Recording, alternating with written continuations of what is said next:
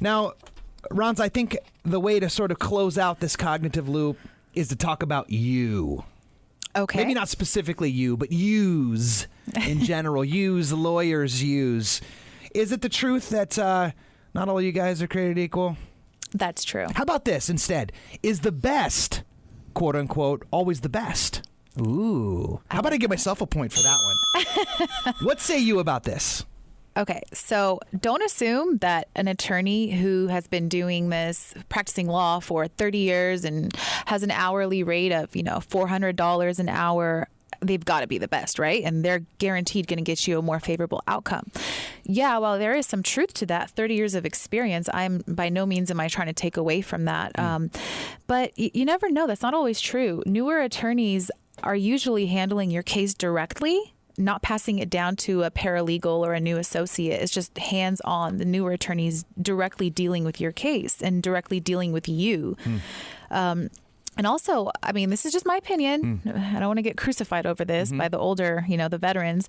I feel like newer attorneys tend to have more motivation and energy because they have their entire career ahead of them and they're eager to see it take off. So, or if I might, that might be true. I think the juxtapose on that is that you might have the gumption, you might have the willingness, you might be more invested relationally, which is a big part of, come on, this is the capitulation of breaking up and stuff. You need all the help and support and angels that you can get. Maybe with the buoying effect being experience, because it's like when you can see, the person who can see you the furthest moves down the chessboard usually wins. right. And I don't care if you're talking about real estate, you're talking about, right? So there's that piece of it.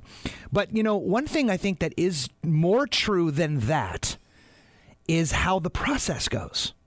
Because if you are that big gangster that you see on every, billboard as you're driving down the freeway or the TV spots and all that stuff, nothing wrong with that. But are you really getting that guy or girl when you hire them? In most cases, no. Right. No. Yeah, so say more about that. I'm asking kind of for an insider perspective. Like, how does that actually work? The process, typically. Well, a well-established law firm of a lawyer who's been, practicing law for 20 plus years, obviously they have the resources. They have paralegals, they have assistants, they have associates. And typically it's like a trickle down effect. Like they take the case in and then they just kind of hand it off to, their associates and their paralegals to handle. I have so many cases where the opposing law firm, I haven't even spoken to the attorney, the actual attorney on record for the opposing party. My only source of contact is a paralegal that I have to speak to. And I think newer attorneys they don't have the resources. In all honesty, they don't. It's just them. That's what you're getting. And sometimes clients don't like that. It's a turnoff, but usually clients appreciate the fact that their case is being dealt with directly by their attorney. Yeah. There's benefits to that model. You could imagine. It's also, it kind of sometimes looks like a sausage machine, where you're kind of in the conveyor belt, kind of getting, and so you came in with this idea thinking you were going to get this, and then your experience of the process actually kind of looks like this. Right. And it might still work out, but it wasn't exactly maybe what you thought you were going to, it's like that little. Right. But another thing that comes up for me also is cost. Okay. Right? I mean, so if saving money is important to you, I could imagine that you could probably make a clear distinction that the newer agent that does have more time might be a little more cost effective. Look, the only way to really decide, it's up to the person, and the only way to make that decision of what is best for you and who is best for you is go out there, meet all these attorneys. Almost every law firm offers a free consultation for up to 30 or 60 minutes or whatever. Why not take advantage of that and go meet them in person? Don't pick up the phone and call around and just get price quotes. You got to go meet them in person because you're going to have a relationship with your attorney for the next, let's say, 2 to 3 years as you guys are working on your case together. So you got to make sure you meet them in person, and you got to make sure you click with them. You don't just call over the phone and get the cheapest one or whoever you heard was the absolute best. And if they do charge for a consultation, it probably means they're the best. No, because I don't charge for a consultation and I'm pretty damn good. So obviously the concept of doing this on your own. We kind of smoked this out in a couple previous segments, right? But is that really a viable option at all? Like, or maybe a better question is, when is that a viable option? Doing this on your own?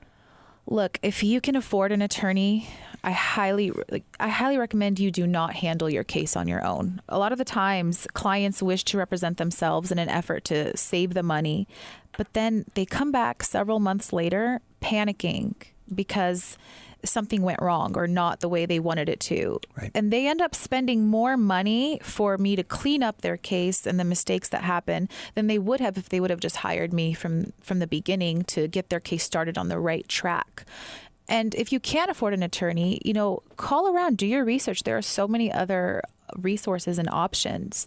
There's free help in the courts.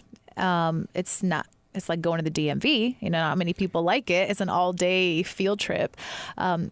There's lower, there are several options out there for people who don't have the money.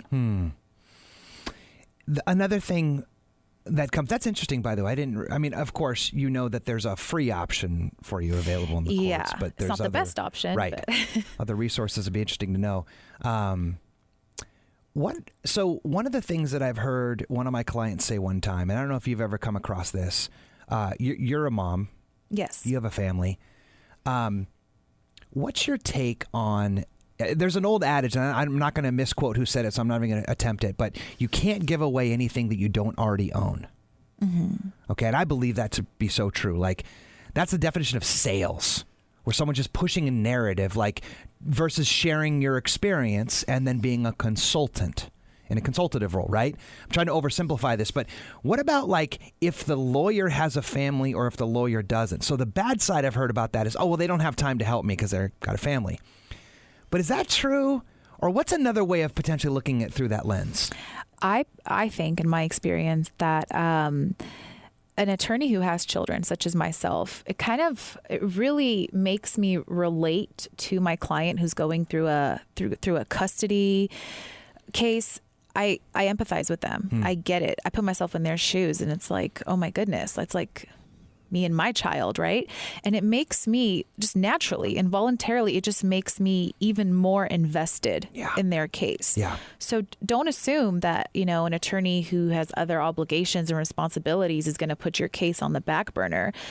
That's not always true. Actually, quite the contrary. They might be even more invested because they get it. Yeah. They know what it feels like. And I can speak from personal experience. When I had my daughters, something shifted for me. Right. Like my sympathy and my empathy just like that whole thing just swelled. Like you hear it, like your heart expands. So true for me. And I find myself crying over the silliest things now. It's like a whole new gear that sort of just opened up, like where I feel things so much more different when it comes to kids specifically. Right. Yeah. That's an interesting point. And the point back to tread into the whole cost thing, on average, these things take like what? And I'm saying on average, because they're like all little snowflakes. Some are quick, some capitulate forever. But like it's kind of like a 2-year thing, isn't it, typically? Yeah. Time frame? Yes. Right. So getting the cost thing down and understood early, I think, is a critical piece. Right. So let me see if I can sort of do this. So a big maybe exposer of the truth here, if I can tie in this own theme, is that it's the best to go with the best. Maybe not always true. Maybe not always true. First thing that's most important that I heard you say is you got to connect with the person. So take advantage of the free consultations. Don't be a one and done. Right. Okay, go check it out. Sit down with several. What would you recommend? A minimum of 3? I usually say 3. 3, maybe 5 if you got the time. Right. And then also talk about what their process is going to look like. Like, am I going to get you or am I going to get the intern? Right. Or the paralegal, I think is probably the appropriate way of titling them, right? Paralegal. And then the cost, right? Okay. So let's say this thing takes 2 years. Like, what's that going to look like? Right. And then, and then we can tie in maybe some of these other themes about when it is okay to do this on your own. I don't know if you said there actually even was a scenario that worked in that capacity. And then the constructs of the space that person's already coming from. It actually might behoove you to consider someone who's already got a family versus maybe the other way around. Yeah. You never know. Interesting. Gang, Do I need to say it again? That, my friends, is Ronza Rafo, RafoLaw.com. You can check her out at 844-RAFO-LAW. That's 844-RAFO-LAW. You got all kinds of good little nuggets and secrets and tips and stuff that we're going to get to right after this when we talk about resources coming up with Ronza. So don't miss that. We'll be right back. Truth Radio.